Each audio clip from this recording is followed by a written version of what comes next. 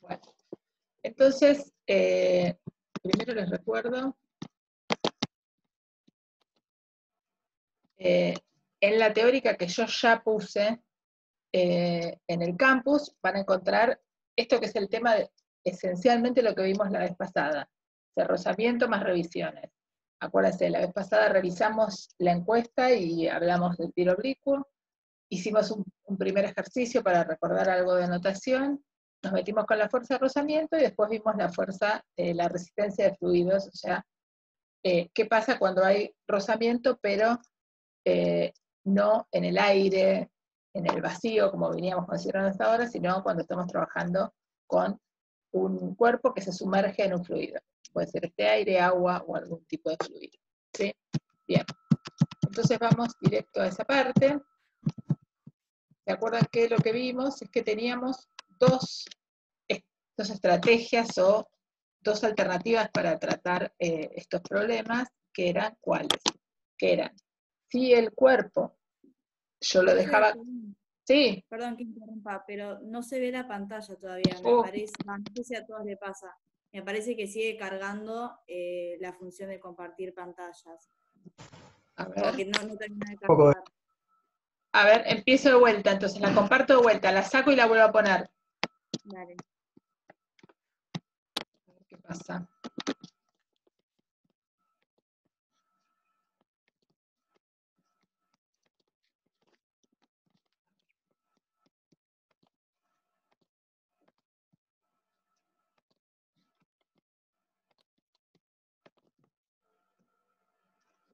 A ver, ¿ahora? Ahora sí. Bien, perfecto. Entonces pero ahora lo voy a poner para que se vea en pantalla completa. Díganme si se ve bien así. Sí, sí, se ve perfecto. Genial. Bueno, gracias por el aviso. Bueno, entonces ahora sí voy a donde había quedado. Entonces les decía, un poco lo que vimos la vez pasada es que cuando queremos pensar, modelizar, ¿se acuerdan que siempre esa es nuestra estrategia? Encontrar una forma de predecir qué es lo que le va a pasar al cuerpo puntual que estamos estudiando, o puntual entre muchas comillas. Entonces teníamos dos estrategias para trabajar la resistencia que nos ejercen los fluidos sobre ese cuerpo. Pensar que si el fluido, si el cuerpo se desplazaba a velocidad baja, teníamos un modelo, y si el cuerpo se desplazaba a velocidades más rápidas, teníamos otro. Y nos dimos cuenta que no es tan fácil saber qué caso, qué situación es cada una, ¿sí? Que eso lo vamos a poder establecer en función de cuáles sean los parámetros del problema caso a caso.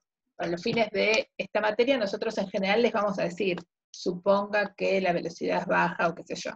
Pero en la vida real, cuando ustedes estén estudiando algún problema de la disciplina de ustedes van a tener que decidir cuáles son las velocidades bajas o cuáles son las velocidades altas.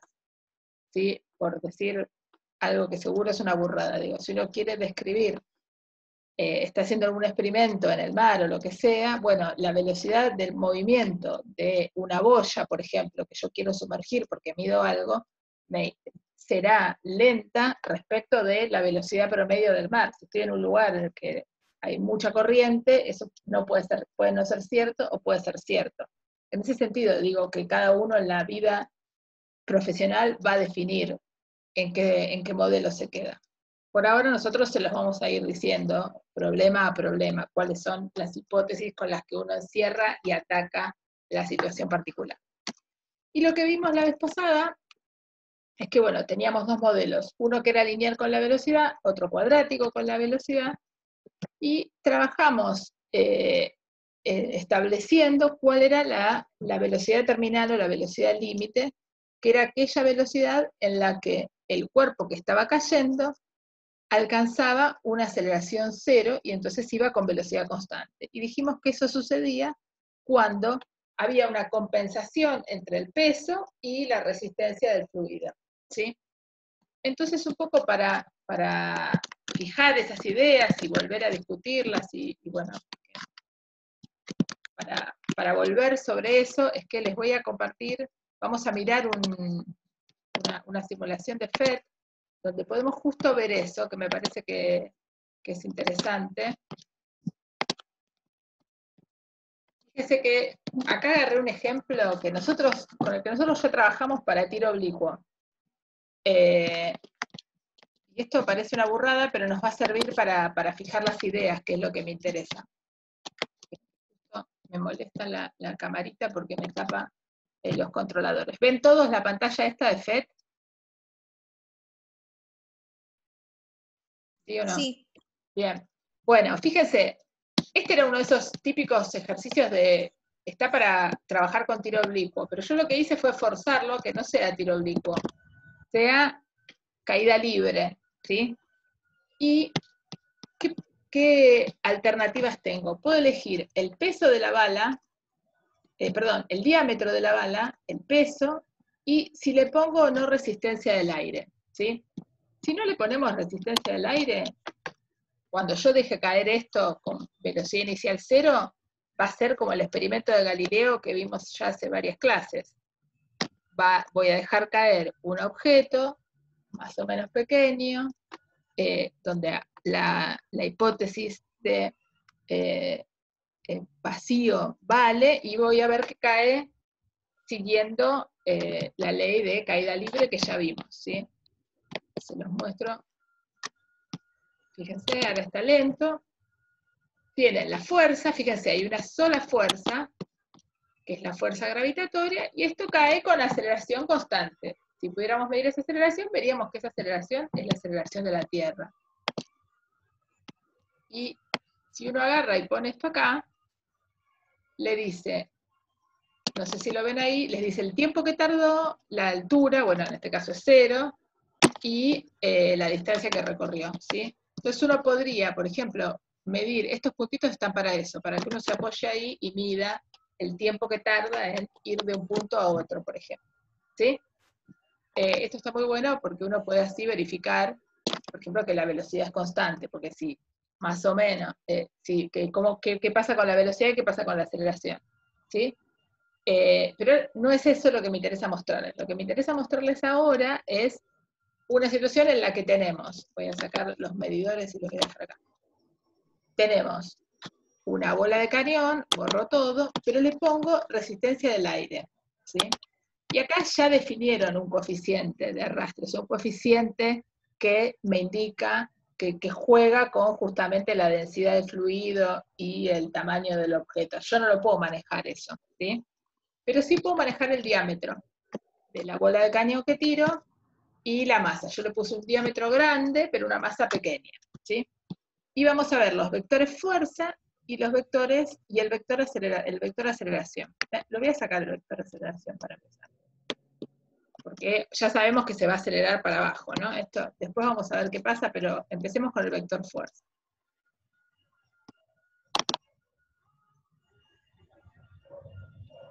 Fíjese qué pasa. Ahí FD es la fuerza esta que estuvimos calculando la vez pasada, o sea, la resistencia que ejerce el fluido. ¿Qué fluido en este caso? El aire, que estoy poniendo acá. ¿Todos ven acá donde dice resistencia del aire? En este caso estoy asumiendo, eso parece un tubo, pero está lleno de aire eso. ¿Sí? Fíjense qué pasa a medida que avanzo con la simulación. La flechita FD va creciendo, ¿sí? Vamos a poner un poquito más de masa para que se vea mejor. Fíjense. Lo tengo que lanzar. Fíjense, ahí se ve mejor. FD es más chico que FG. ¿Eso qué quiere decir? Sí, ¿preguntas? ¿Se ve? Sí. Bien, o sea, vemos que la fuerza peso, que es lo que acá llaman FG, es más grande que FD. A medida que esto va ganando velocidad, como nosotros vimos que la resistencia dependía de la velocidad, esa FD va a ir creciendo. Hasta que llega un punto, a ver si ahí, que se quedan iguales. Y fíjense, ya no crece más, no cambia más. ¿Sí? Ahora voy a achicar la masa para que lo veamos más marcado el efecto. Fíjense, va creciendo FD y en un momento ya deja de crecer. Y es todo el tiempo igual. el momento en el que deja de crecer FD es el momento en el cual la partícula, en este caso la bala de cañón, alcanzó su velocidad terminal, su velocidad límite. De ahí en más va a tener aceleración cero. ¿Sí? La velocidad va a ser la misma instante a instante. Y si uno viniera con esto y midiera, midiera este tiempo y la longitud que pasó, verían que la velocidad entre un punto y otro, una vez que alcanzó la velocidad límite, es constante. O sea que ese cociente entre espacio y tiempo, si lo pudieran calcular, que se puede calcular usando estos medidores, les daría constante. Acá, al principio no. ¿Ven que están más pegaditos estos? Porque al principio, ¿qué está pasando? Al principio, yo lo tenía a velocidad cero y el tipo empieza a ganar velocidad, la bala, ¿sí? Porque se está yendo para abajo y ahí tiene una aceleración, ¿sí? Ganar velocidad en el sentido negativo, va para abajo, pero está ganando velocidad en módulo. Hasta que alcanza su velocidad límite, ¿sí?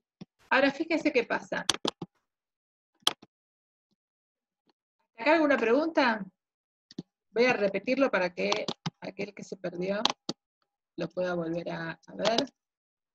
Fíjense que yo lo estoy pasando lento para que podamos ver los efectos.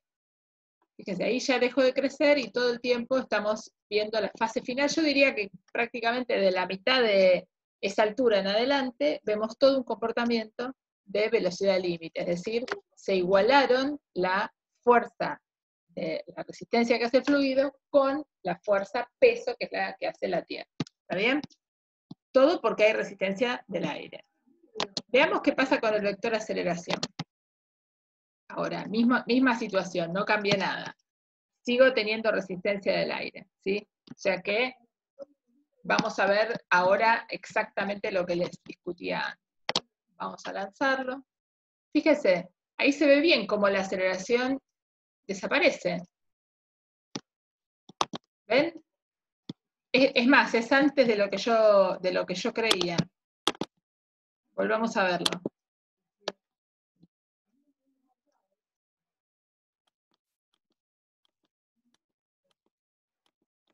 Ahí, más o menos, la partícula, la bala de cañón, alcanza su velocidad límite. Y de acá en más ya no hay más aceleración. ¿Se ve esto? Esto es súper importante. Saber identificar cuáles son las características que adquiere el movimiento de la bala cuando alcanza la velocidad límite, ¿sí? Y bueno, y acá se puede ver perfectamente. Y fíjense, ahora les marco, veamos la aceleración y la velocidad para reforzar esta idea. Fíjense, la velocidad va creciendo, cuando la aceleración es de cero, me queda siempre la misma velocidad. Esa longitud ya no va a cambiar más. ¿Por qué? Porque estoy en un caso de aceleración cero, o sea, la velocidad va a ser constante, no va a cambiar. ¿Está bien? Bien. ¿Qué pasa si le cambio el diámetro a la bala? Vamos a hacer de vuelta el experimento. Vamos a ponerle diámetro 1. Vamos a calcular el tiempo que tarda en caer, así tenemos algún numerito.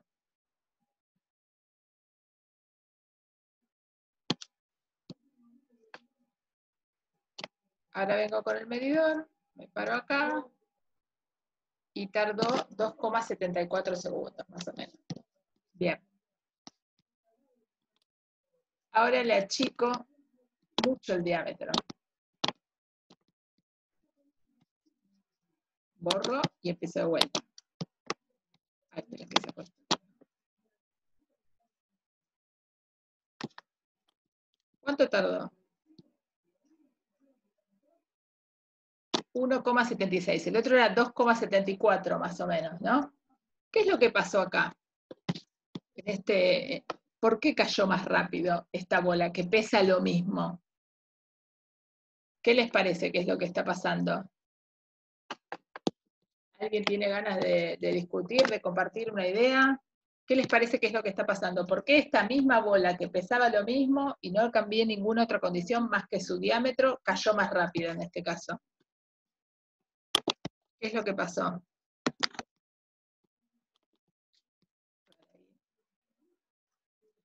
Hay un menor efecto de rozamiento con el aire, me dice alguien. ¿Qué es lo que pasa? ¿Se acuerdan el experimento cuando lo vimos? El experimento del video entre la pluma y la bola. ¿Qué pasaba con la pluma? La pluma tenía más contacto, más rozamiento con el aire, ¿sí?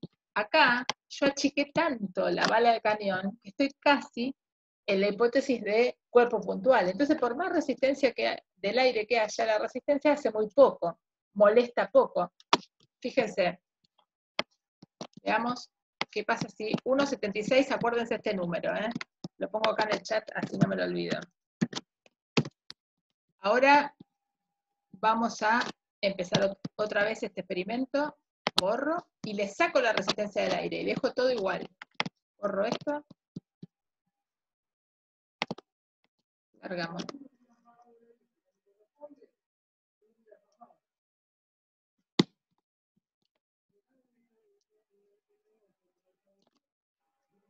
Fíjense, 1,75. ¿Qué pasa? Al yo haber achicado mucho, mucho el radio, el diámetro de esa bala de cañón, lo que hago es lograr disminuir el efecto de rozamiento con el aire. Y entonces lo que tengo acá es una situación donde casi da lo mismo considerar la resistencia del aire o no considerarla, ¿sí? Es más, se ve claramente que si nosotros ponemos la resistencia del aire, ponemos el dibujo de las fuerzas, vamos a sacar los demás, cuando tenemos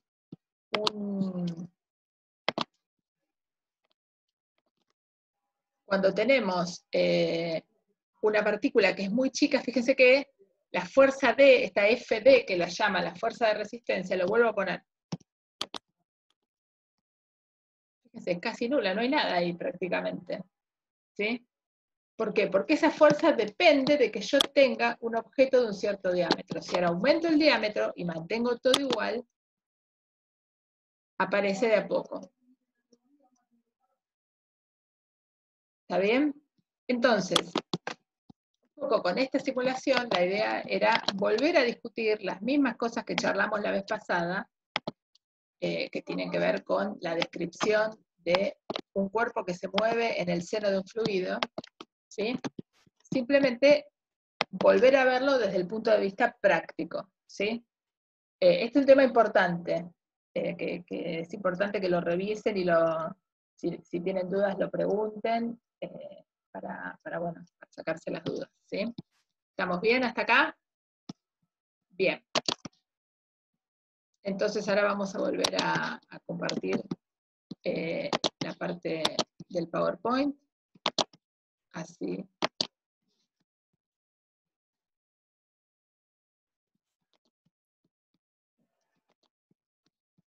Bien. Entonces, esto es esencialmente. No sé si alguno estuvo mirando en la teórica que yo puse, la puse en PDF y le hice pequeños comentarios acá al costadito, ¿sí? Porque se acuerdan que les había dicho que trataran de hacer esta cuenta. Hice pequeños comentarios para ir ayudándoles en la cuenta, ¿sí? Yo esta noche ya la voy a poner la cuenta, el PDF con la cuenta, ¿sí? Pero me interesaba, bueno, que trataran de hacer esto, de ir viendo si lograban hacer esta cuenta y sacarla. ¿Se acuerdan que yo se la fui contando? Yo la voy a poner en la página, en el campus, esta noche, y a partir, en cualquier momento, el que tiene dudas me pregunta, bueno, y vemos cuáles son las dudas, ¿sí? ¿Está bien hasta acá? Bien. Vamos entonces ahora a empezar con el que sería el tema de hoy propiamente dicho, que es el tema de coordenadas polares. Esta parte va a ser un poquito más espesa, menos amena de lo que fue lo que estuvimos viendo hasta recién. Bien.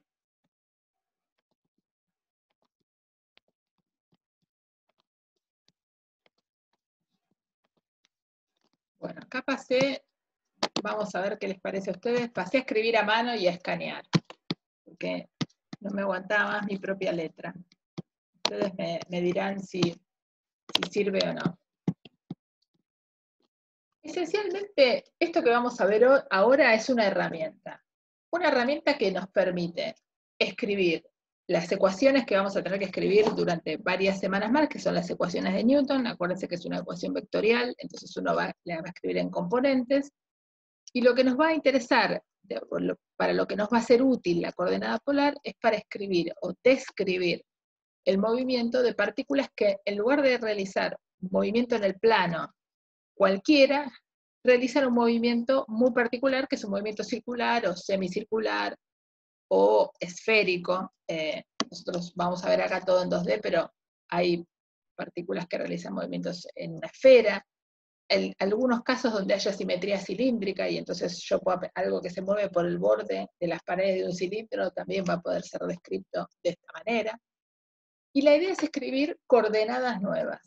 ¿Qué quiere decir que son coordenadas? Que son como las coordenadas I y J, que se acuerdan que vimos en la primera clase.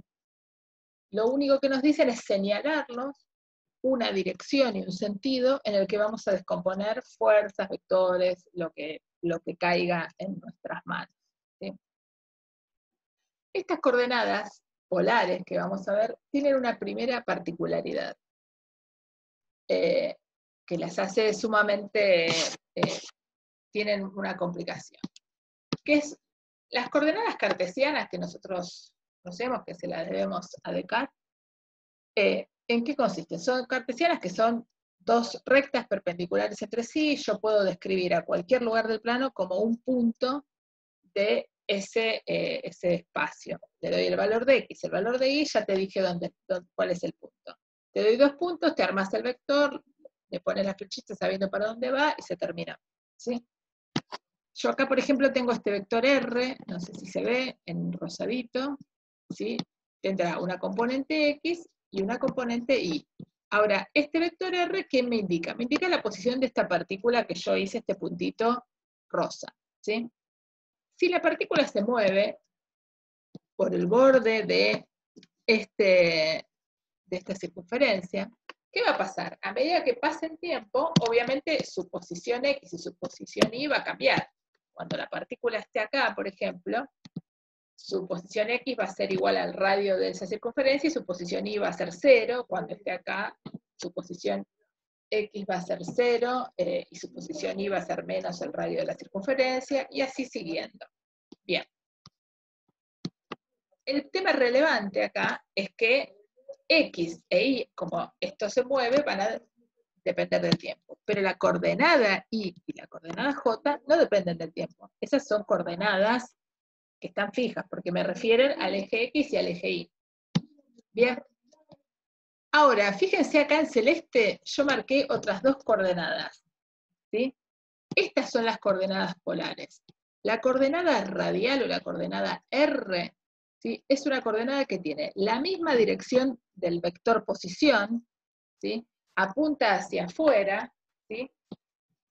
Y la coordenada θ es la coordenada que está descrita por ser perpendicular a ella, o sea, a esta R, y yo conozco el ángulo que forma este vector con la horizontal, y ese ángulo lo llamo θ, ¿sí? Entonces las coordenadas polares van a ser la coordenada radial y la coordenada perpendicular, o sea, la coordenada tangencial al círculo que estoy recorriendo cuando se trate de una partícula que se mueve sobre un círculo. Hasta acá, ¿esto está claro? ¿Alguien ve ese dibujo y se pierde? Por favor, díganmelo, pregúntenmelo ahora. Si alguien quiere hacer algún comentario, si alguien me dice no veo bien el dibujo, lo que sea, está bueno que me lo comenten ahora. Así no se van perdiendo, porque si no, si se me pierden ahora, los pierdo por el resto de la clase. ¿Estamos bien? ¿Alguien quiere decir algo? Mírenlo un poco fijamente. Bien. Bien. Bueno. Hasta acá estamos claros. Esto igual ustedes lo van a tener esta noche, pero yo traté de agregar tanta información como me pareció posible. Muy bien. Hasta acá se las presenté. Les dije, bueno, son esta y esta. Veamos que estas coordenadas polares justamente van a ir cambiando instante a instante. yo no voy a poder decir siempre R apunta para arriba, siempre R apunta para allá o para abajo. Porque fíjense, si la partícula se va moviendo, mi sistema este de coordenadas polares también se va a ir moviendo con la partícula, ¿sí? Entonces, es un sistema que va variando en el tiempo, ¿sí? Eso es súper importante. Y estas coordenadas que yo voy a describir, como son coordenadas, les vamos a pedir que tengan módulo 1. Vamos a suponer que tienen módulo 1. Bien. Y esto lo pongo acá para recordarlo. La longitud de esto lo voy a llamar R sin andar escribiendo el módulo y qué sé yo, pero simplemente por una cuestión de practicidad. Se los puse ahí para que ustedes cuando lo lean entiendan qué es lo que hice. Bien. Avancemos entonces con la cuenta. Muy bien. Si alguien tiene dudas, yo tengo el chat abierto acá al costadito y lo estoy mirando. Si alguien tiene dudas puede preguntar. Bien. Ahora entonces vamos a escribir la coordenada R y la coordenada θ en función de el seno y el coseno del ángulo θ que conocemos, ¿sí? Entonces fíjense, esta R que marqué allá, acá, es la misma que esta rosadita. Es la misma que esta, perdón, que esta celestita, ¿sí? Bien. Si yo quiero saber las componentes de este vectorcito, por ponerlo de alguna manera, que tiene longitud 1, ¿sí? Porque es una coordenada. Bien. En componentes X e Y, o sea, en las componentes Y, J, voy a decir, bueno, me tengo que armar un triángulo rectángulo, ¿se acuerdan? Y tengo que decir, bueno, si esto vale 1, este vectorcito que está acá, este segmento que está acá, ¿qué es respecto de este ángulo? ¿El cateto opuesto o el cateto adyacente? Es el cateto adyacente. Entonces, R va a ser coseno de θ, que será esta longitud, en esta dirección, más el seno de θ en la dirección vertical. ¿Sí? ¿Está bien? Esto sale de usar el teorema de Pitágoras, aplicar el teorema de Pitágoras asumiendo que la longitud del versor R es 1, porque eso es un sistema de coordenadas, estamos usando la notación de versores, y que θ es algo conocido, que varía en el tiempo. Muy bien. ¿Y cómo hago para describir el versor θ? Bueno, el versor θ hay que hacer la misma historia, nada más que es un poquito más espeso, porque el versor θ lo tengo acá. Entonces, ¿cuál va a ser la componente X del versor θ? Va a ser esta que está acá arriba, ¿sí? Que es el cateto opuesto. O sea, que es el seno, pero con signo negativo, porque apunta para allá. ¿Sí? Y el coseno va a ser la componente vertical, ¿sí? En este caso, la componente vertical, va a ser el cateto adyacente, va a ser el coseno. ¿Sí? Bien. Esto sale de teorema de Pitágoras en este triangulito que dice en rosa, en celeste para lo que está escrito en celeste, y este triangulito que dice en negro para lo que está escrito en negro. ¿Sí? ¿Estamos hasta acá? Bien. Bueno, ahora, ¿cuál es nuestro problema? Yo ya te dije cuánto va R, la posición de la partícula, entonces, en este sistema va a ser R en R versor. ¿Sí? Lo que escribí acá. La posición de la partícula va a ser R en el versor R que acabo de inventar, que es un vector que apunta en la dirección justamente de la posición de la partícula desde el origen de coordenadas, y el origen de coordenadas se da por una coordenada cartesiana. Bien. Muy bien, llegamos hasta ahí. Tenemos la posición. Pero, ¿qué nos interesa desde hace 3 clases o 2 clases? Conocer la aceleración. ¿Por qué? Porque la aceleración va en la ecuación de Newton. Si yo conozco la masa, que en general es dato, y la aceleración, ya está. Puedo saber cuánto vale la suma de fuerzas, puedo describir todo lo que le pasa al sistema que me hayan dado. Entonces, sería ideal poder escribir la velocidad y la aceleración en coordenadas polares, o sea, tratar de decir, bueno, ¿cómo escribo la velocidad de ese cuerpo? ¿Cómo escribo la aceleración de ese cuerpo? Y acá es donde viene la parte más molesta. Entonces vamos a hacerla. Entonces, ¿qué es lo que tengo que hacer? Tengo que hacer, esta es la posición del cuerpo, R en R versor. ¿Qué va a ser la velocidad? Lo vimos la primera clase, el primer encuentro que tuvimos. Dijimos que era la velocidad. Es la derivada de el vector oposición respecto del tiempo. Recuerda que la primera clase lo hicimos con algo en una dimensión, y la segunda clase lo hicimos con cualquier vector. Si van por ahí a sus teóricas viejas, van a encontrar que esta es la definición de velocidad. La derivada del vector oposición respecto del tiempo. Bien, entonces lo escribo explícitamente acá. ¿Quién es el vector oposición? R en R versor. Y este es como un producto de dos cosas.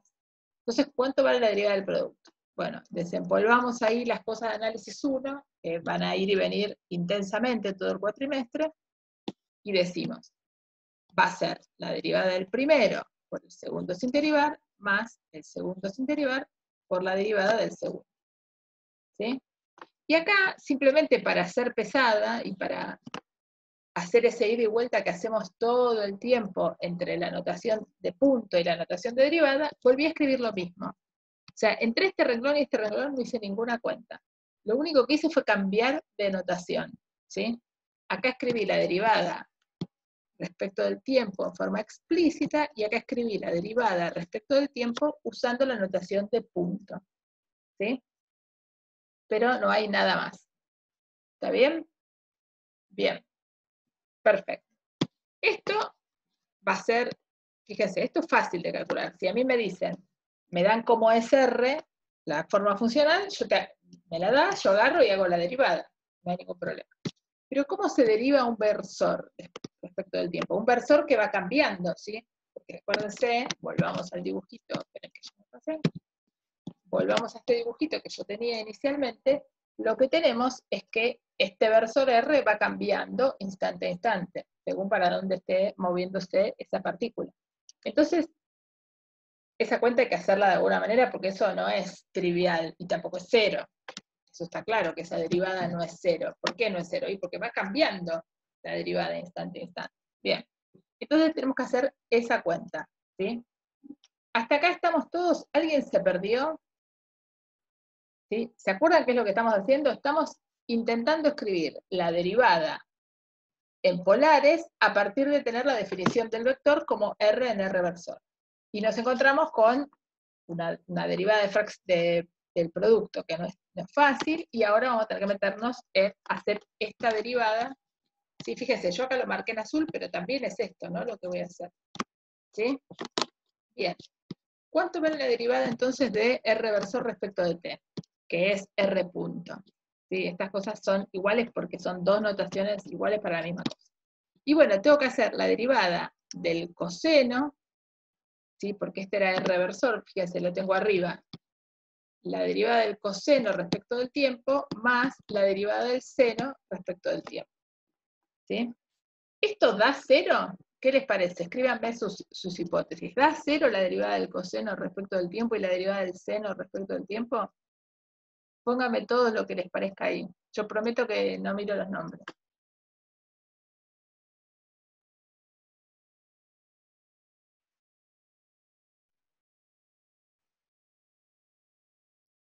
Estoy esperando, me faltan un par de respuestas. Piénsenlo un cacho. Piensen quién es Tita. Ya hay varias respuestas que son correctas. ¿Sí?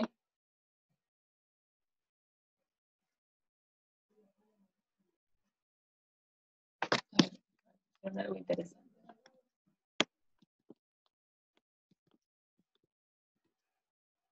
Claro.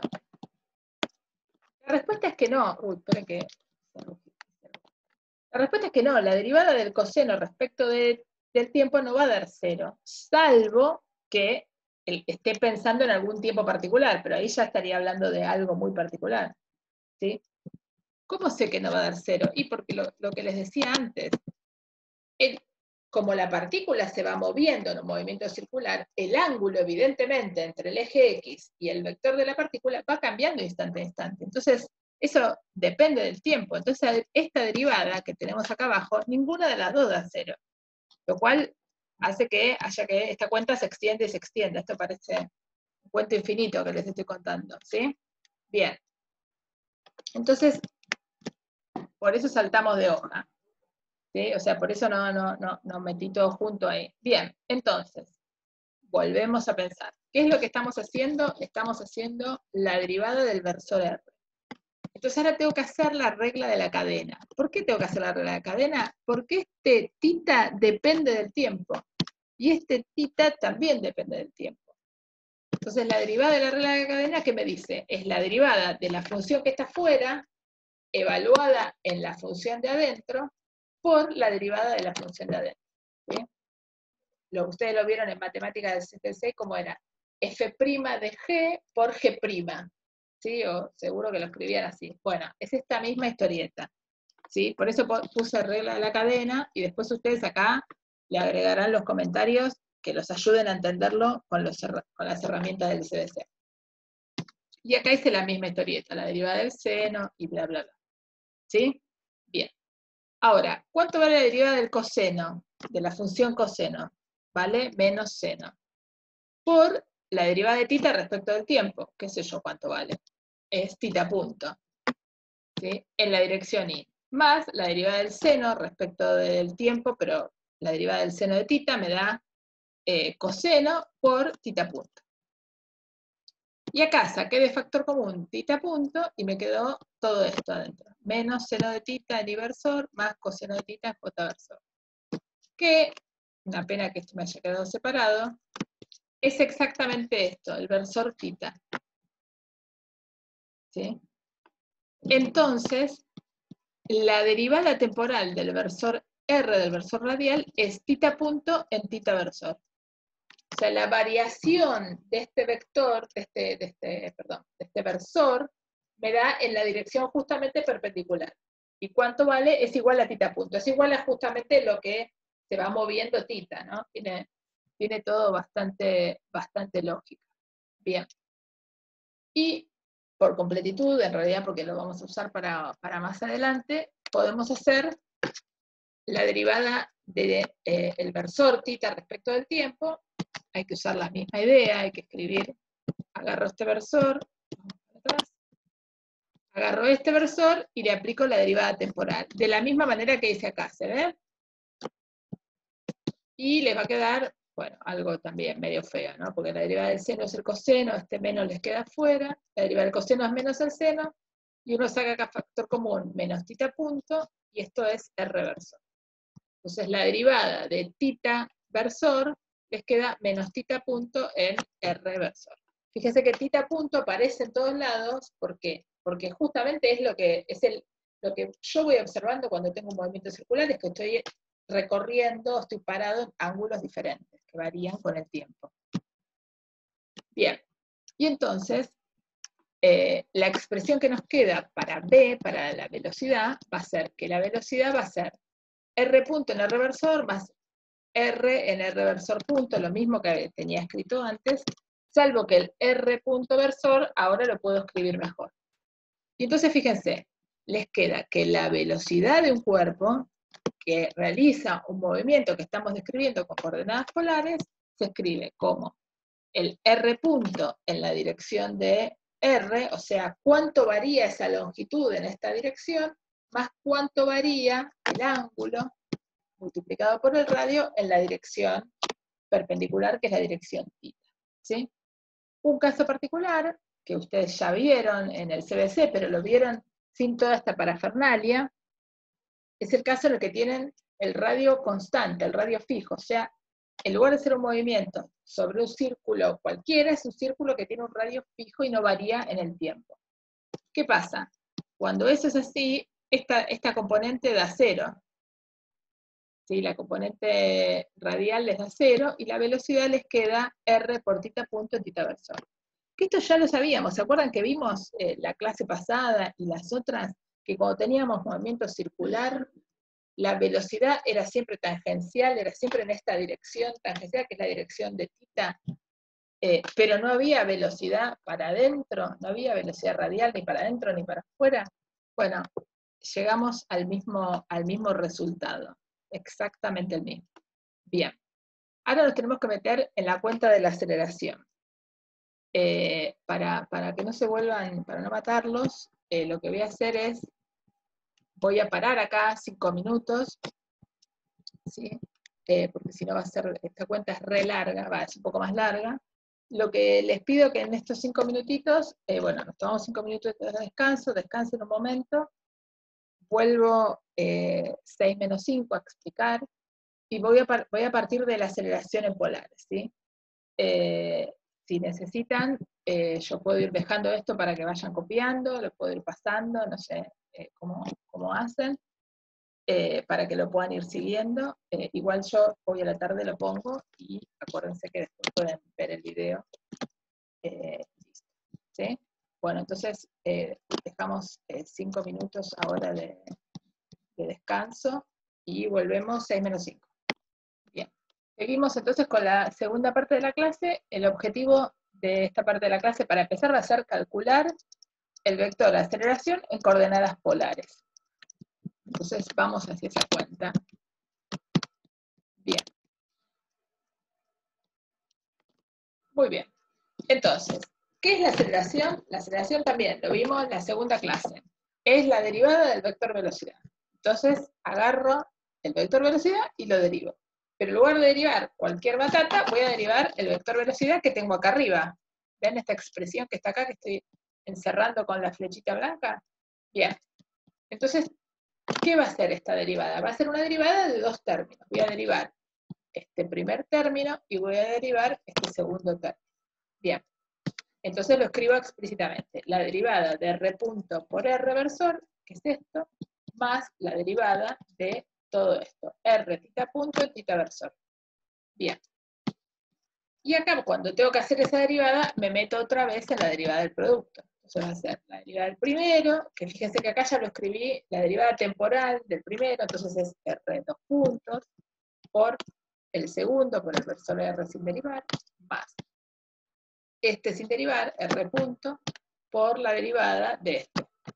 ¿Sí? En todos los casos estoy hablando de derivada temporal. Y por eso lo tengo acá arriba puesto dB dt, y acá lo empiezo a escribir con los puntos. Bien.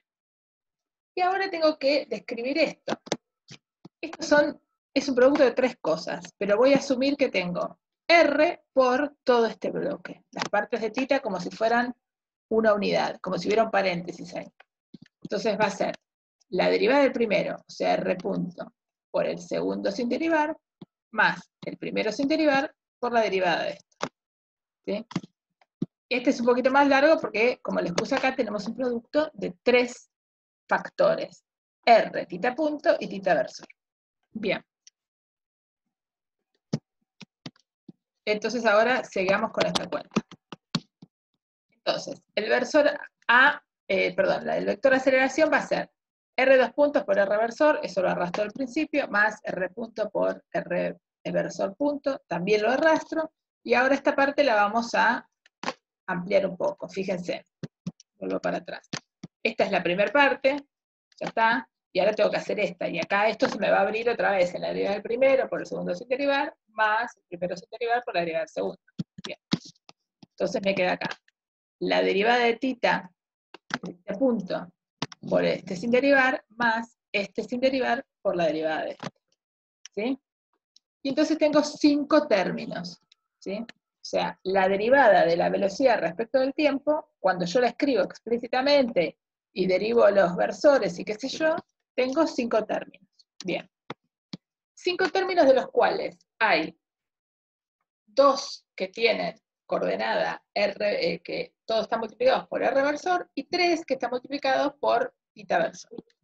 Entonces, fíjense, los que están con tita versor son estos 3 que marqué acá, y hay 2 que son idénticos, este y este. Entonces los sumo. Eso me da 2 R punto, tita punto, por tita versor. Y el otro es R tita 2 puntos, todo multiplicado por tita versor. Y esta es la parte que acompaña a R versor. Entonces, fíjense, la expresión para la derivada era una expresión que tenía 2 términos, uno en R y otro en tita, ¿sí? En la dirección R y la dirección tita. La expresión para la aceleración también, nada más que la expresión en sí misma se va complicando, ¿sí? Van apareciendo más cosas. ¿Qué pasa si R es constante? Si R es igual a un R mayúscula fijo, ¿sí? Bueno, R punto y R2 puntos son 0 en ese caso, pues derivar una constante respecto al tiempo me da 0 y derivar el 0 respecto del tiempo también me da 0. Entonces la aceleración se transforma en algo más chiquitito y bastante compacto, que es una aceleración en la dirección radial y una aceleración en la dirección tangencial, ¿sí? Y fíjense que esto lo vimos también, ¿se acuerdan cuando yo les mostré una simulación de un planeta orbitando en una órbita circular alrededor de otra? Que la aceleración apunta siempre para adentro, ¿sí? La parte radial. Y la tangencial, si la hay, bueno, va a apuntar en la otra dirección, ¿sí? Teníamos un caso particular, el que vimos la otra vez, que la dirección tangencial era 0, ¿sí? Entonces, esta expresión de la aceleración se la recuadran y se la guardan porque la vamos a usar muchísimo de acá en más. La vamos a usar en la clase de hoy y la vamos a usar en la clase que viene, sobre todo. Ustedes la van a usar la clase que viene en la práctica mucho. Así que es necesario que estas cosas, el vector posición, el vector velocidad y el vector aceleración en polares, se los anoten en el cuaderno y los tengan a mano, ¿sí? Una cosa habitual que uno hace es se lo pone en la tapa del cuaderno o en algún lugar así donde uno va y lo consulta rápidamente, porque no se va a hacer esta cuenta. Esta cuenta yo la hice para mostrarles a ustedes de dónde salen. De aquí en más, para nosotros esta expresión del vector aceleración va a ser una expresión que va a ser una herramienta y la vamos a usar y se terminó. No vamos a dar más vueltas con demostrar de dónde salen y todo eso, bla, bla, bla, ni tampoco se los vamos a tomar en el parcial, no es el objetivo que sepan demostrar cómo se hacen estas cuentas. El asunto es, nosotros les mostramos que tienen un origen y que ese origen puede calcularse, y les mostramos cómo se calculan, porque así los estamos formando como profesionales, pero al mismo tiempo, para hacer los ejercicios, suponemos que en algún momento ya se hizo y vamos derecho. Bien. Entonces, para fijar ideas, bueno, lo que les decía antes. Cuando el movimiento es circular, o sea, cuando el radio es constante, vamos a tener una aceleración que vamos a llamar radial o centrípeta, y la otra tangencial, que ya la vimos. Y una cosa importante, como para relacionarlo con las cosas que vieron en el CBC, es que justamente ustedes vieron en el CBC que la aceleración centrípeta era R omega cuadrado. ¿Por qué? Porque a tita punto se lo llama omega directamente en el CBC. ¿Por qué? Porque cuando uno tiene un movimiento circular, tita punto es constante. O sea, el movimiento con el que gira y hace la vuelta es constante. Es lo que llamamos la velocidad angular, ¿sí? Y la otra es la velocidad tangencial, ¿sí? Eso entonces simplemente como para volver a aquello que ustedes vieron en el CBC. En el movimiento circular uniforme vamos a tener entonces aceleración centrípeta que tenga solo componente radial, no va a tener componente tangencial, y la velocidad angular la vamos a llamar omega. Es el nombre típico. Y con omega, ¿se acuerdan que ustedes en el CBC definían la frecuencia, el periodo, un montón de cantidades de ese estilo? Bueno, salen de acá, de tener este tipo de movimiento circular uniforme donde tita punto es una constante que llamamos omega. Esto por si alguno se acordaba de lo que vio en el CBC, un poco para juntar todo en sus cabezas. Bien, y ahora vamos a hacer un problema, ¿sí? Yo este problema lo planteé de esta manera, y no hay, fíjense, ninguna cuenta que yo haya hecho, porque quiero que ustedes, cada uno agarre un papelito y trate de hacer el diagrama de cuerpo libre de esta masa, ¿sí? Entonces les cuento qué es lo que está pasando acá. Ustedes tienen una masa que se mueve con una velocidad v, ¿sí? Hace un círculo arriba de una mesa, ¿sí? ¿Y cómo puede hacer el círculo? Y porque hay una cuerda atada al centro de la mesa que está tensionada de alguna manera, ¿sí? Hay alguien acá, algo que está teniendo esto tensionado, y esto empezó a moverse, la masa, le dieron su velocidad, y esto está dando vueltas, ¿sí? Entonces, lo que yo les pido es que ustedes agarran esa masita, la consideran puntual y se dibuja el diagrama de cuerpo libre. Yo les dibujé la mesa y acá se los dibujé visto de arriba. Me olvidé de poner esto, está visto de arriba. ¿Está bien? Entonces, establezcan, piensen, cuántas fuerzas actúan sobre la masa y cómo es el diagrama de cuerpo libre. ¿Sí? Yo no voy a avanzar, voy a dejar esto acá y el que quiere me hace preguntas, les voy a dar un par de minutos. Está bueno que traten de hacer algún dibujo. Si alguien quisiera compartir pantalla con su dibujo, estaría genial. Me encantaría, pero bueno, no os voy a obligar. Pero bueno, lo que sí quiero es que se tomen un momento. Así que dejo de hablar y los dejo trabajar. Yo los escucho.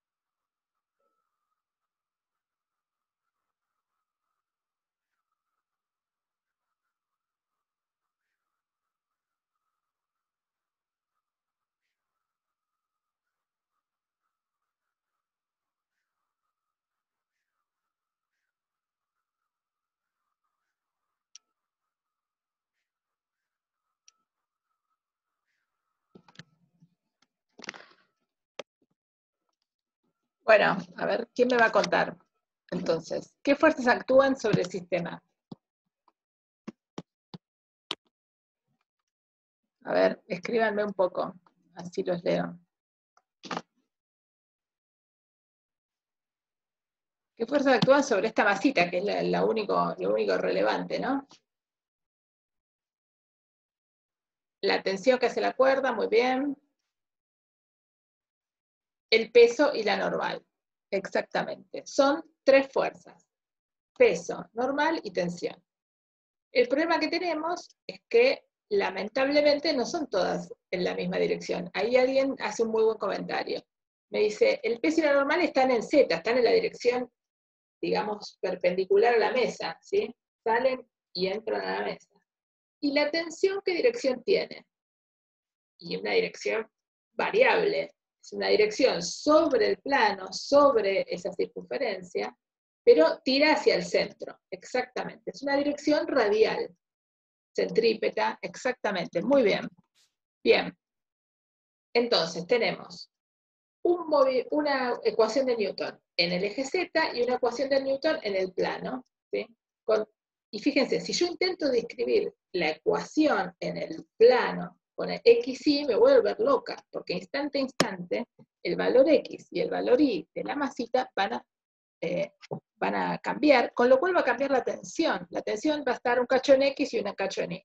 Más tarde otro cacho en X y otro cacho en Y. Y así. Ahora, si yo uso coordenadas polares, la tensión va a ser siempre radial, como me dice alguien ahí. La tensión va a ser centrípeta. Va a tirar siempre hacia adentro. Entonces, si yo uso una coordenada, un versor, que tenga siempre esa dirección, ya está, me resolví el problema. Porque en lugar de tener 3 coordenadas para tratar el problema, tengo 2. ¿Sí? Por eso este problema se lo doy ahora, después que los aburrí con las coordenadas polares. ¿Está bien? ¿Se entiende eso? ¿Se puede hacer esto en coordenadas cartesianas? Sí. Es un plomo, pero se puede. Sí, las cuentas se hacen muy largas y lo que nunca queremos los físicos es hacer cuentas largas. Para eso están los matemáticos. Nosotros queremos hacer cuentas cortas que nos den las respuestas más o menos sin trabajar tanto. ¿Sí? Bien. Entonces, ahora voy a pasar al mismo dibujo, pero con las fuerzas y todo, que es lo que no quería que vieran ustedes de antemano. Bien. Vamos ahí. Bien. puse acá el mismo sistema para que no se olviden de qué estamos hablando. ¿Sí? Y entonces puse, en el eje Z puse la normal, puse el peso, y puse la tensión que va radial hacia adentro, ¿sí? O sea, si esta fuera, este sería el borde de la circunferencia, la tensión apunta para adentro, ¿sí? Bien. Y ahora tenemos que escribir la ecuación de Newton, que como dije antes, tiene dos componentes.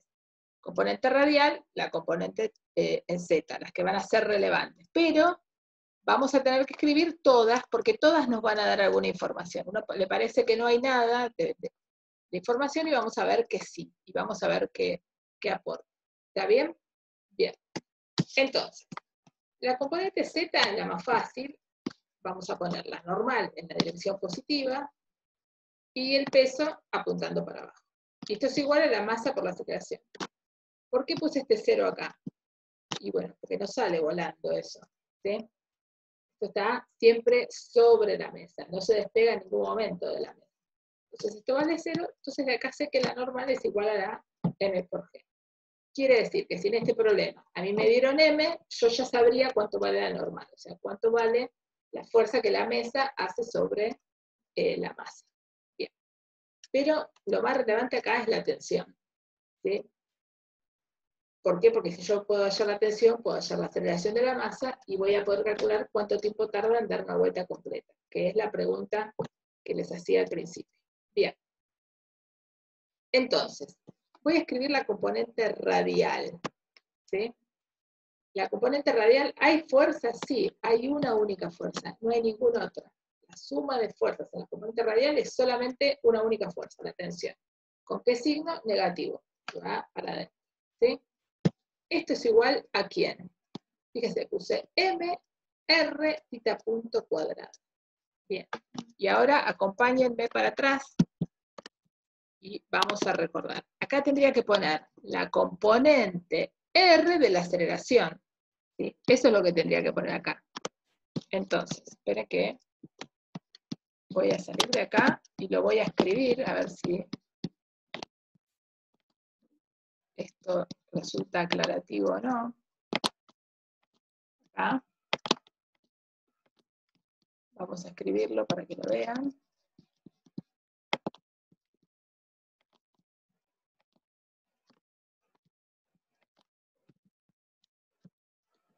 Esto que está acá sería menos, sería masa por aceleración en la dirección del versor R.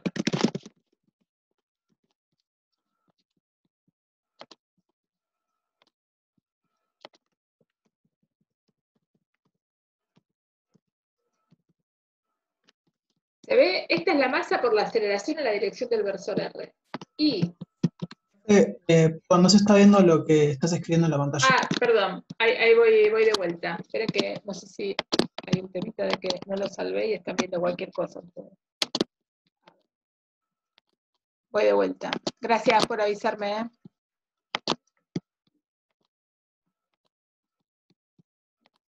Ahí vamos. Parece el PowerPoint se vuelve loco cuando entro algo tantas veces.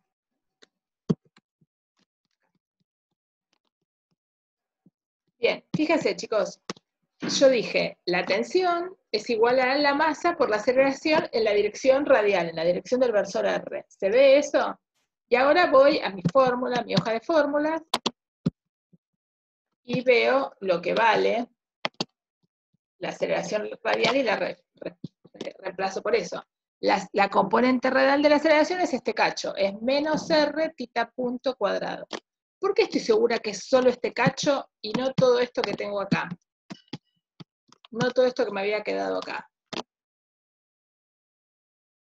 Porque arriba, en el dibujo, nos dijeron que hace un movimiento circular, o sea que el radio no varía. Entonces, este término, estoy segura que vale 0 para el problemita del que estamos hablando, porque es un dato. ¿Está bien? Entonces, acá, yo estoy usando que R está fija y es constante, ¿sí?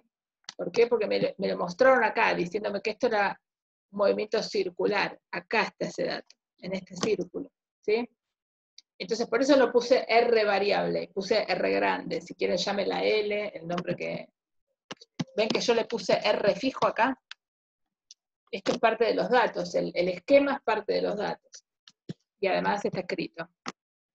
Bien. Y les queda con signo menos, porque la otra parte les dio 0, menos MR, tita punto cuadrado. ¿Bien? Y ahora vamos a la dirección tangencial, la dirección tita. No hay ninguna fuerza en la dirección tita. Pero 0, o sea, la suma de fuerzas, que es nada, tiene que ser igual a la masa, que ni la puse, por el radio, por tita 2 puntos. ¿Y esto de dónde lo saco? De acá. R tita 2 puntos. ¿Sí? La masa me faltó, pero como es igual a 0, podría no haberla puesta. El punto importante es que de acá yo saco que tita 2 puntos es 0. Si tita 2 puntos es 0, tita es constante. ¿Por qué? Tita punto, porque si tita punto es constante, cuando derivo una constante, la derivada me da 0. ¿Está bien? Entonces, de esa última ecuación tangencial, saco una condición del movimiento. Es como un vínculo. ¿Sí? ¿Qué me dice? Me dice que la aceleración en la dirección radial, en la dirección tangencial, me permite deducir que la velocidad angular es constante. ¿Sí? ¿Por qué? Tita 2 puntos. De acá deduzco que tita 2 puntos es igual a 0, porque R no es 0, y M, que no lo escribí, tampoco es 0. El único que puede ser 0 es tita 2 puntos. Si tita 2 puntos es 0, entonces tita punto, o sea, la integral es una constante, que vamos a llamar omega, si quieren. Si no, la llama tita punto, y ya está. Pero ayuda a pensar, a fijar esta idea de que estamos hablando de algo constante. ¿Sí? ¿Estamos hasta acá? ¿Hay alguna duda? Vuelvo a ponerla en el chat. ¿Alguien quiere agregar algo? ¿Quiere hacer una pregunta en el chat de alguna de estas cosas? Esto, saber escribir estas 3 ecuaciones de esta manera es esencial para la materia. O sea, yo voy a hacer, no sé si hoy me va a alcanzar tiempo para hacer 2 problemas más, pero vamos a seguir practicando, ¿sí? Y lo van a seguir practicando en la práctica también. Es muy importante que aprendan a manejar este tipo de ecuaciones y hacer estas ecuaciones, que fíjense que no es nada, en principio no es nada nuevo respecto de lo que ya vimos. Son otra vez las ecuaciones de Newton en coordenadas nuevas, pero son las ecuaciones de Newton. Bien. Sigo entonces a hacer una pregunta.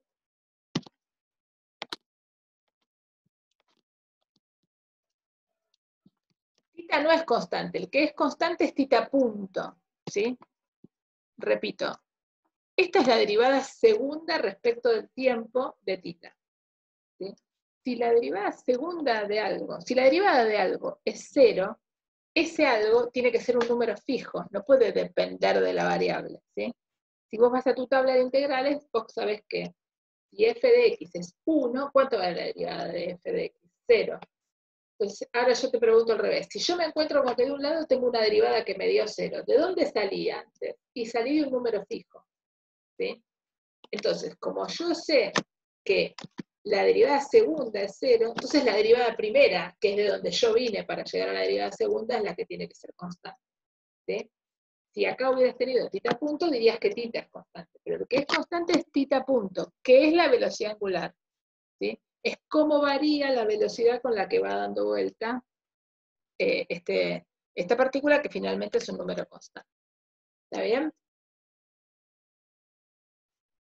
Acá, no, eso no se deduce de que R sea fijo, eso se deduce de que no haya ninguna fuerza actuando en la dirección tangencial, ¿sí? Lo que vos tenés es un bicho que está dando vueltas, ¿sí? Haciendo un movimiento tan circular como mi dedo lo permita ver. Pero, ¿por qué se mueve el objeto que está acá? Porque hay algo que lo tira así, no hay nadie que lo tire de costado. Entonces, esto, que de este lado vos escribirías la suma de fuerzas en la ecuación de Newton, pones 0. Entonces, como no hay nadie que haga fuerza, no hay nadie que le pueda hacer cambiar esa velocidad angular. Entonces, la velocidad angular es constante, ¿sí? Ese es el motivo. Obviamente, si R no fuera fijo, tendrías algún término también, pero son 2 condiciones que se dan. Vos podrías tener un R fijo y... Espera que acá me está mostrando esto. uno podría tener un R fijo, voy para atrás acá. Uno podría tener un R fijo, perdón, un R variable, pero podría tener igual a algo cero porque no hay fuerzas, y entonces no te daría ahí el θ punto igual a constante, ¿sí? Pero esto sale de esta condición. Y esta condición me sale de que la suma de fuerzas en la dirección tangencial, o sea, en la dirección θ, es igual a la aceleración en θ. Y la aceleración en θ es r θ 2 puntos cuadrados. Perdón, r θ 2 puntos. Si este producto es igual a 0, alguno de los miembros del producto es igual a 0. θ punto es la candidata porque r no es 0, porque si no, no tendría un movimiento circular. Bien. Avanzamos entonces. Bien. Y ahora vuelvo a escribir acá la única ecuación que todavía no usé, porque fíjense, de la ecuación en z dedujimos cuánto vale la normal. De la ecuación en θ dedujimos que θ punto es constante y le dimos un nombre, omega, chau. Si pudiéramos saber cuánto vale θ punto, o sea, exactamente en función de los parámetros del problema, estaríamos contentos. Vamos a ver qué podemos hacer. Y ahora nos queda la ecuación de R que todavía no la usé, entonces vamos a usarla. Bien. Entonces fíjense, nosotros escribimos esto, menos T, que era la única fuerza que había en esa dirección radial, es igual a menos la masa por el radio por θ punto cuadrado. Esta es la ecuación de Newton, ¿sí? Bueno, cancelo los menos y me queda T es igual a mr θ punto cuadrado. Si M es dato, R es dato, casi que tengo la tensión, salvo que θ punto cuadrado no sé cuánto vale. Entonces, tengo que tratar de calcularlo en términos de los problemas de los elementos que me dieron, de los datos que me dieron. Si yo vuelvo acá, me doy cuenta que hay un dato que todavía no sé, que es la velocidad tangencial con la que se mueve esto. Fíjense que está acá, y estaba acá también, ¿sí? Usamos que el radio es constante, usamos la masa, como la pusimos por todos lados, pero no usamos la velocidad tangencial. Entonces vamos a usar ese dato. Hace un ratito vimos que el vector velocidad se escribe como v en θ versor, como el módulo, lo que sea, en θ versor. ¿Sí? Y que además, este v, esta velocidad tangencial se puede escribir como r θ punto en θ versor. Esto a partir de la definición que nosotros dimos de la velocidad en coordenadas polares. Entonces acá deduzco cuánto vale θ punto. Lo despejo. θ punto es v sobre r. V es dato, R es dato. Ergo, θ punto es dato. Y se confirma que es constante, porque V es constante, porque me lo dieron como dato, y R es constante. Es otra manera de deducir aquello que sacamos antes. ¿Sí? Bien. Y ahora entonces lo reemplazo acá, y obtengo cuánto vale la tensión. La tensión vale M, V cuadrado, sobre R, que será un número. Si yo les digo cuánto es V, porque es dato, y les digo cuánto vale R, porque R es dato, lo sacamos. ¿Está bien? ¿Alguna duda? ¿Alguien se perdió? ¿Necesita que repita? ¿Revisamos?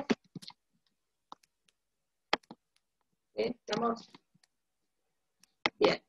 Entonces, no quiero avanzar demasiado sin repetir cuál es la idea de estos problemas, ¿sí? Porque lo fundamental es que cuando ustedes se sienten a hacerlo, no se sientan que están perdidos y que no saben ni para dónde avanzar, ¿sí?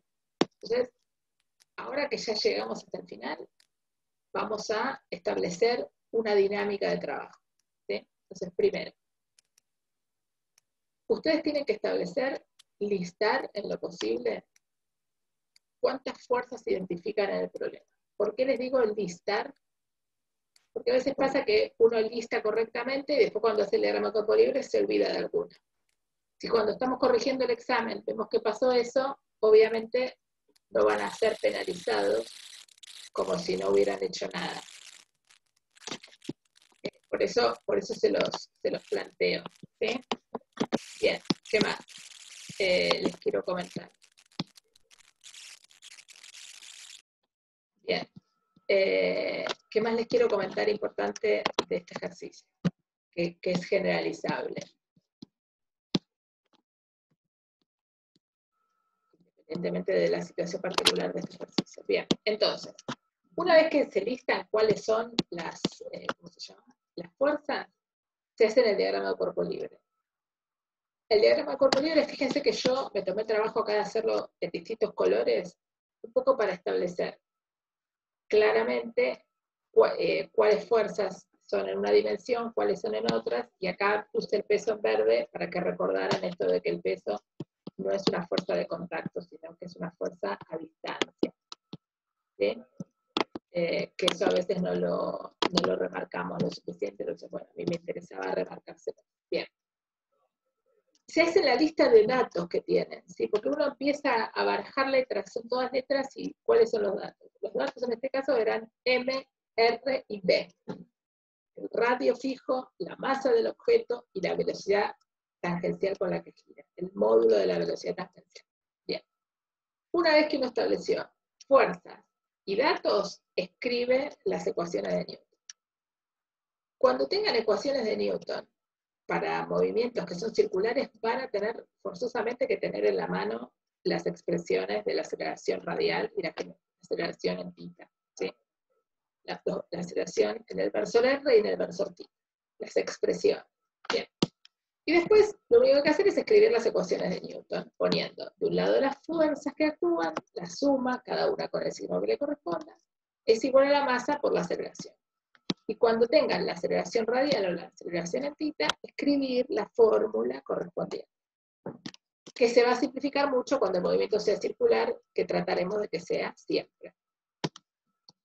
Porque bueno, si no, se la pasan haciendo cuentas y no mucho más. ¿Estamos bien hasta acá? Y después de cada ecuación les tiene que salir alguna información. Todas dan algo, no son superfluas, ¿sí? Entonces, si hay alguna ecuación que no están usando o hay algún dato que no están usando, algo están haciendo mal. Esa es como la primera señal de alarma. Si les pasa eso, algo pasó. Si hay un dato que no usaron y terminaron el problema, algo se olvidaron. Y si hay una ecuación que no usaron y terminaron el problema, algo se olvidaron también. ¿Sí? Eso es importante que lo tengan como alertas, digamos, al momento. Y después son las cuentas que vengan a cuento, valga la redundancia, en cada problema. En este caso les pedía el tiempo que tarda en dar una vuelta, y entonces por eso yo lo calculé acá. ¿Sí? El tiempo en dar una vuelta es el periodo. ¿Sí? El periodo es 2pi sobre omega, vamos a volver sobre eso la semana que viene, que vamos a trabajar con movimientos oscilatorios.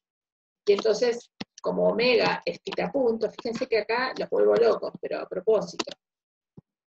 Estoy reemplazando, puse 2pi sobre omega.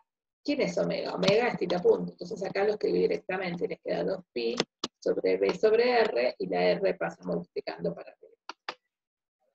Fíjense que el tiempo que tarda en dar una vuelta completa es esencialmente un cociente entre la distancia que recorre, que es una circunferencia, entonces 2pi por r, que es el perímetro, sobre el tiempo que le lleva a hacer sobre la velocidad con la que hace esa vuelta. ¿Está bien? Bien. Entonces vamos a plantear, porque ya deben estar súper cansados, vamos a plantear este ejercicio que es un poquito más arduo. Leanlo tranquilos, tomen un par de minutos en leerlos. Yo mientras me hago un vaso de agua, les estoy leyendo, y ahora seguimos.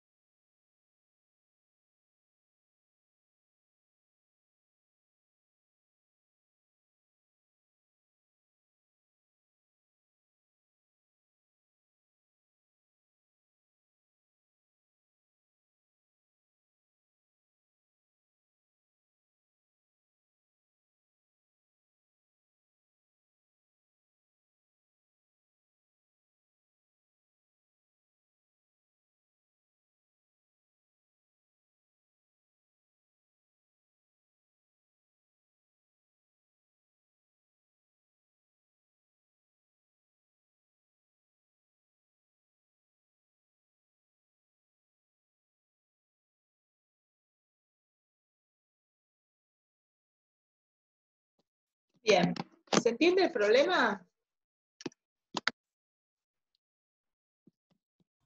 Sí, sí. ¿Sí? Bien. Este problema les voy a pedir, bueno, yo se los voy a dejar acá escrito, lo vamos a hacer. Lo vamos a retomar cuando veamos energía. O sea, lo puse porque es un problema que vamos a ver que es trabajoso y cuando veamos energía vamos a aprender a hacerlo de una forma más fácil. Me dirán ustedes, ¿por qué hacerlo de esta manera? Bueno, porque vamos recorriendo distintos caminos y distintas estrategias que nos interesan que vayan aprendiendo. Bien. Entonces, tienen una partícula que la largan desde acá y esto empieza a caer despacito, despacito por acá, ¿sí? No hay rozamiento, ¿sí? No hay rozamiento. O sea que es una superficie ideal, uno podría pensar que es un cubito arriba de un iglú, cayéndose, una cosa así, ¿sí?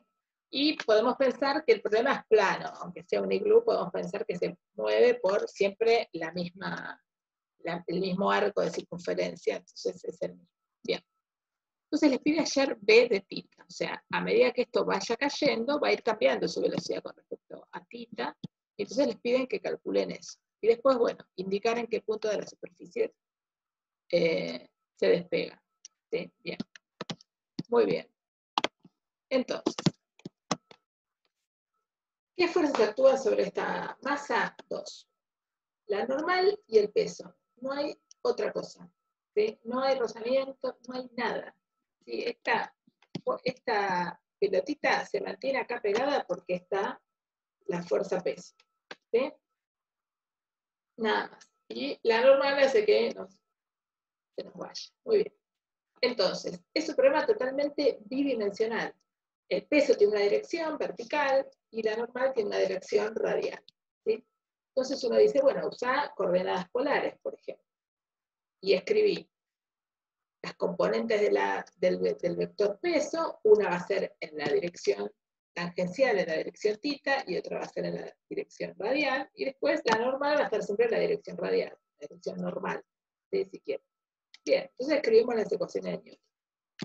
En la dirección R voy a tener la normal, que es positiva, ¿sí? Acuérdense que R es positiva para arriba, y el peso, la componente R del peso, que va para acá, que es esta rojita que está acá, que va a ser menos G, M por G por el coseno de tita, ¿sí? Este es tita, este ángulo es tita también. Estos son alternos internos entre paralelas, por eso sé que vale tita, ¿sí? Porque esta recta y esta recta son paralelas. Este ángulo y este ángulo entonces tiene que ser el mismo.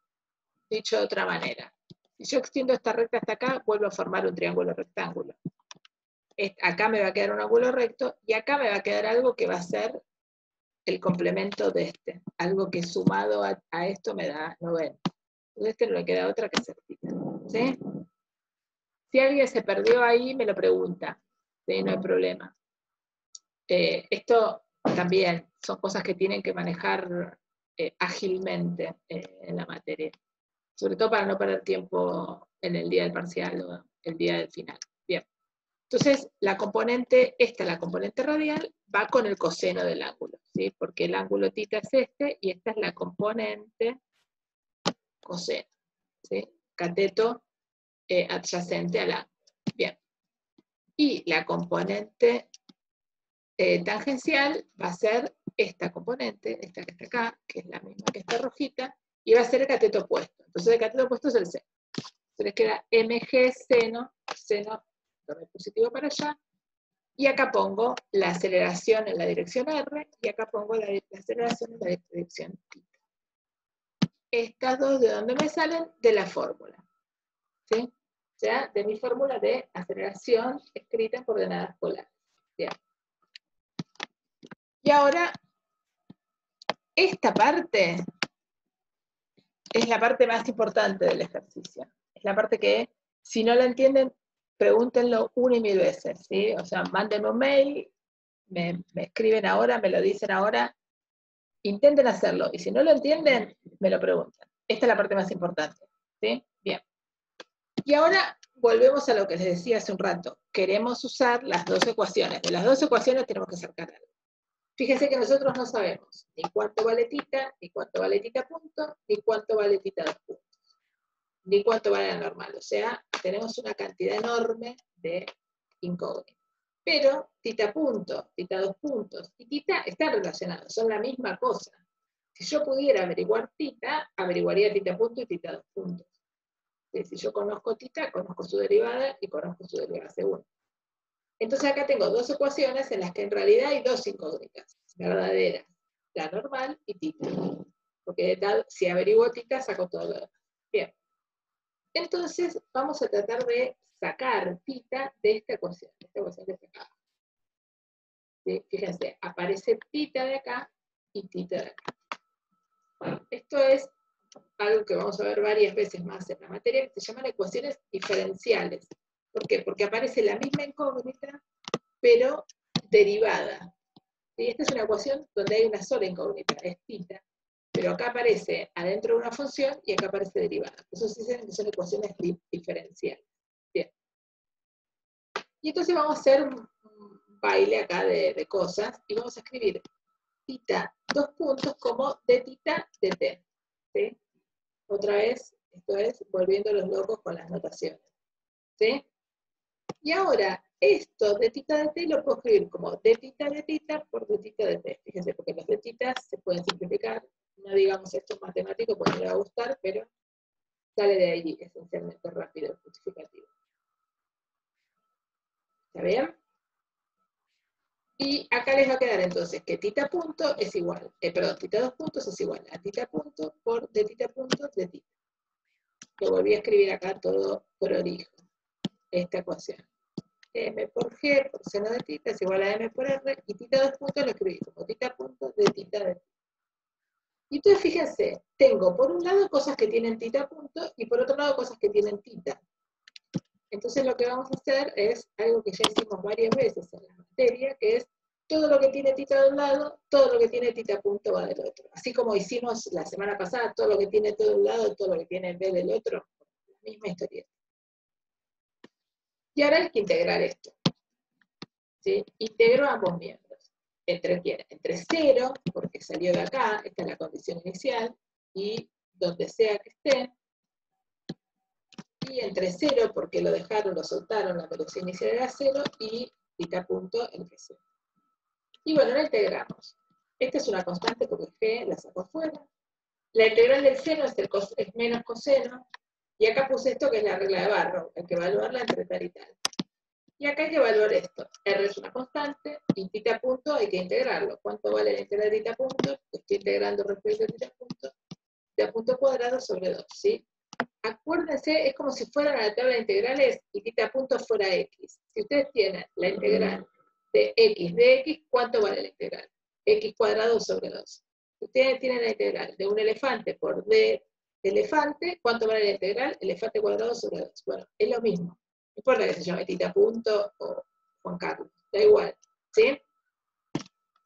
Bien. Y después aplico Barrow.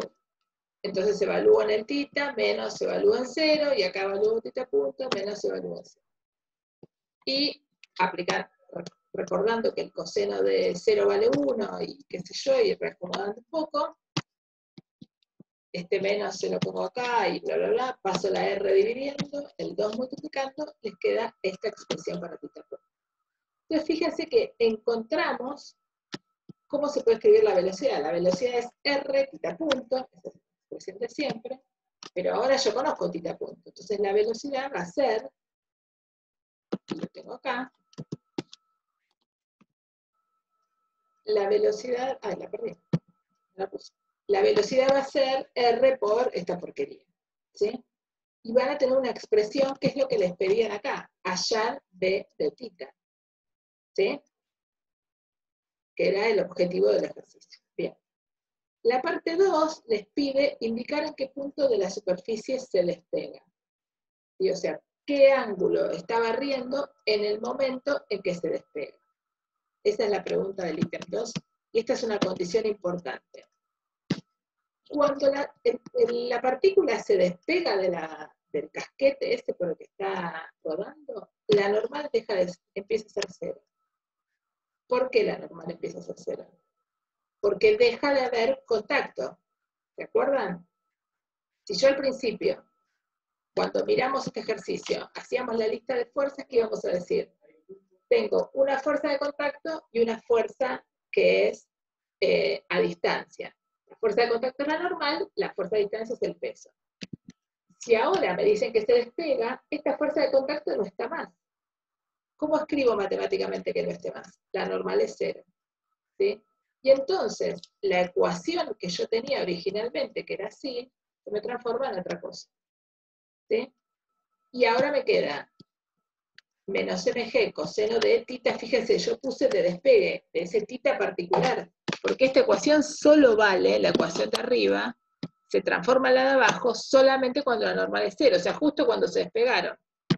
Bien, y después me cansé de escribir despegue y lo escribí más cortito, puse así, y acá reemplacé tita punto por lo que era, y calculé cuánto vale el tita. ¿Sí? Bien. Esto se lo voy a dejar para que lo miren, y la clase que viene voy a empezar desde acá, yo. O sea, voy a contar de vuelta este resultado, pero la idea es que ustedes traten de ver si entienden, lo hice muy despacio, lo hice cuenta por cuenta, que la sigan y que me pregunten si no la pueden seguir, ¿sí? Estamos ingresando a etapas donde hay cada vez más cuentas, y a nosotros nos interesa, a mí me interesa verificar que son capaces de resolverlas, esas cuentas, ¿sí? Para el final de la semana que viene les voy a poner una encuestita donde va a haber un par de cuentitas, un poco también para ver cómo van con ese manejo, ¿sí? Bien, entonces, bueno, dejo de grabar acá ahora, ya terminé.